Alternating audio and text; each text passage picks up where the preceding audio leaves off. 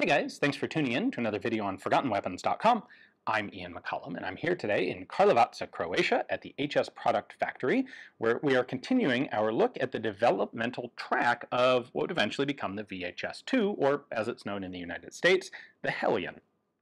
Our last video was on the initial attempts of IM Metal to develop on the basis of a FAMAS. They liked the bullpup idea, but they wanted to change it to a gas piston system.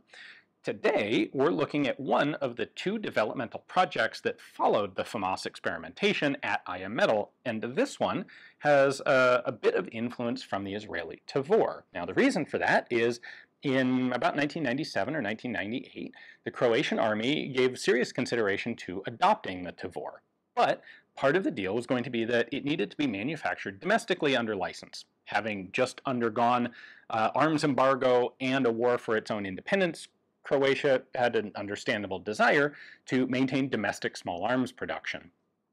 So there was a good deal of three-way discussion and investigation and experimentation between IMI and the Croatian military and IM Metal, who was, of course, and still is, the most substantial rifle manufacturer in Croatia. If the guns were going to be built under license, it was going to be IM Metal that was making them. So IM Metal's engineers got a good look at the Tavor, and when it ended up not being adopted by the Croatian military, the engineers at IM Metal decided to integrate some of the design elements of the Tavor into one of their two developmental prototypes. So that's the one we have here. Let's go ahead and take a closer look at it.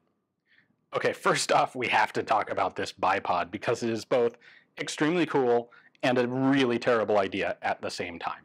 It is two really quite springy legs. This is not a particularly stable bipod.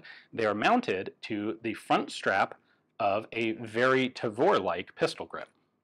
And if I lift this lever up, I can fold both legs of the bipod together, and they snap right together into the front of the pistol grip shield, the trigger guard there, the whole hand trigger guard. But moving on to the rest of the rifle, still a bullpup configuration, of course. We have a magazine release on the side of the receiver here, and this is designed to take standard M16 type magazines. This one's actually an AR-18 magazine, but same idea.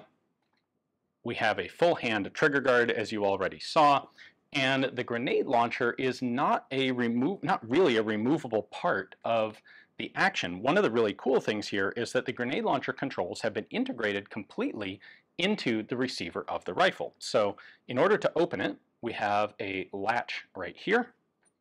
Push that back, and the grenade launcher tube springs open to the side.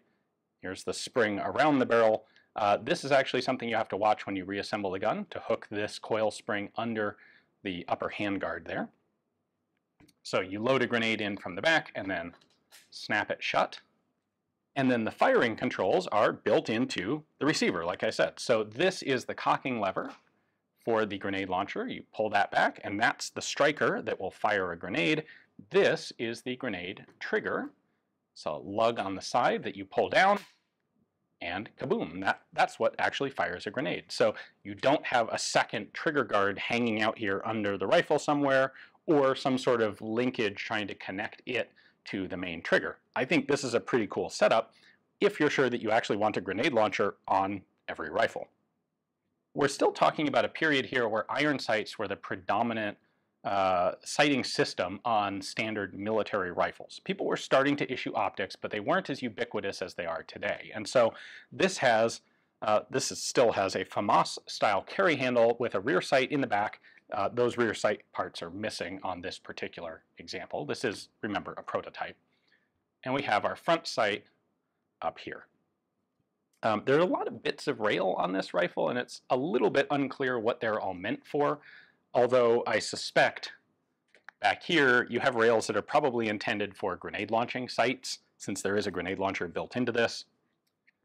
Could very well be the same idea up here. Especially as a prototype, I can see them putting a bunch of different rails on so they could experiment with different styles of grenade launcher sight to see what would work best.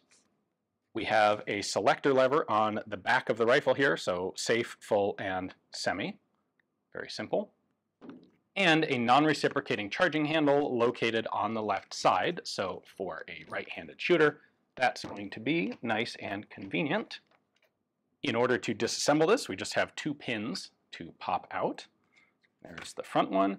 The handguard is going to pop up as soon as you pull that pin out because the coil spring for the grenade launcher tension is, if this had gone to full production, this should have been mounted to some sort of fixed some fixed lug on the barrel.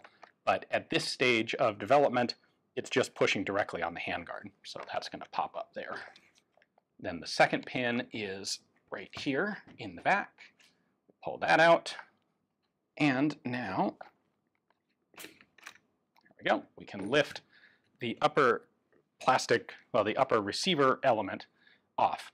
Important to point out that the iron sights are not actually connected to this.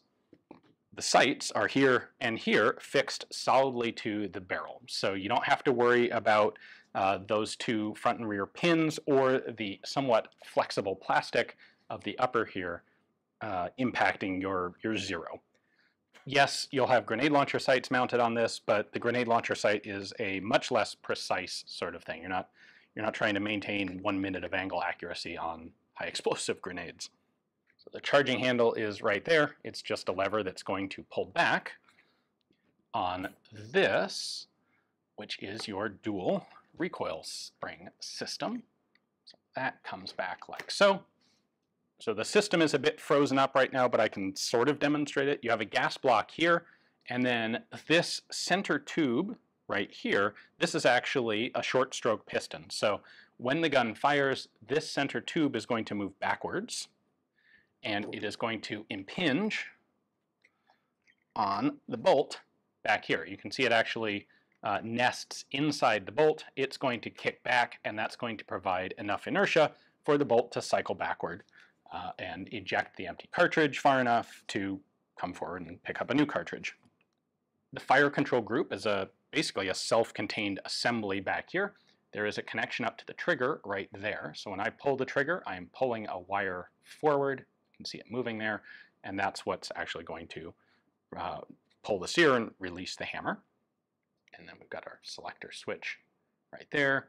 That spring is what gives you, that's the hammer spring. As far as the basic mechanical action goes, we have a system very much taken from an AR-180, which is the same as a Tavor. So multi-lug rotating bolt, dual guide rods, dual springs. And that is one of the 2 initial developmental tracks that IM Metal set out on that would lead to the VHS-2. When it came time to do some actual testing, this pattern of rifle turned out to be more complicated and less satisfactory than its alternative. So it was the other rifle design that would go on to become the VHS-1. And then that is the rifle that would continue to be iterated into the VHS-2. So next up, when we continue this series, we'll be taking a look at the VHS-1 itself. I'd like to give a big thanks to HS Produkt for giving me access to their really cool prototypes like this that exist absolutely nowhere else. Hopefully you guys enjoyed the video. Thanks for watching.